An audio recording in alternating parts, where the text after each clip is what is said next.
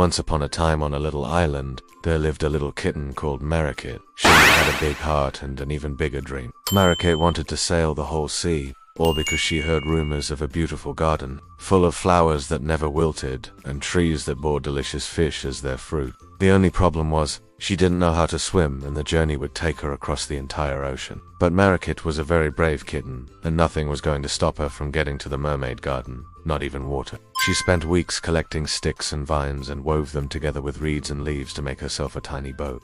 Then when it was finished, she set sail and began her journey across the big blue sea. As she sailed, she met all sorts of amazing creatures. There were fish that could talk, starfish that glowed in the dark, and even a mermaid who wanted to be friends. But she had to keep going if she wanted to find the legendary Mermaid Garden before the sun set. The brave little kitten steered her little boat with a twig, pretending it was a steering wheel. She pretended that she wasn't scared at all, even though her whiskers were shaking like crazy. All around her, the waves crashed and splashed, but Marikit held on tight to the mast of her boat. She knew that if she let go, she might never get to the Mermaid Garden. As the sun began to set, the sky turned a fiery orange, and the clouds were like giant shapes of cotton candy. Suddenly, Marikit saw something in the distance, a huge wave unlike any she had ever seen before. And as it crashed down into her boat, she shut her eyes tight and waited for the worst. But instead of water, she felt soft, squishy seaweed. When she opened her eyes, she realized she was inside the biggest wave ever. It was like being in a green,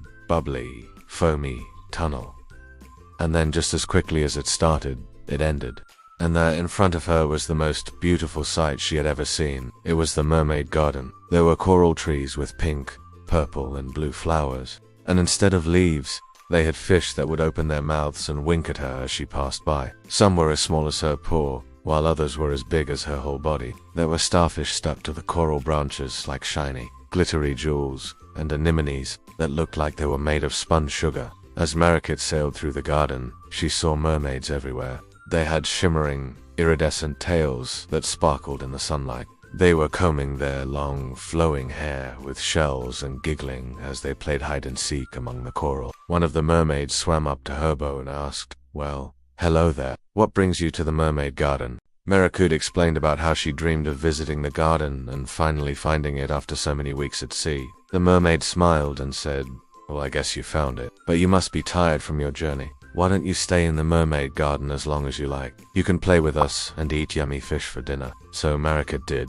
She played hide-and-seek with the mermaids until they were all out of breath, and then she helped them comb their hair with seashells. After that, they had dinner together, and you can bet that Marikit ate her fill of sweet, juicy fish. She stayed in the Mermaid Garden for many days, swimming, playing, and eating delicious food. But eventually, she knew she had to say goodbye. The mermaids gathered around her boat, and one of them gave her a big, beautiful seashell. "Here," she said, "put this on your head, and whenever you feel sad, just close your eyes, think of our garden, and you'll be back in a jiffy." Then they all waved as she steered her little boat away from the garden and back into the big blue sea. When the sun set that night, Marikit snuggled into her bed of seaweed, clutching the seashell to her chest. She dreamed of fish that winked at her, mermaids with sparkling tails, and a huge wave that was soft and squishy inside. She knew that someday she would sail back to the Mermaid Garden, but for now, it was time to rest.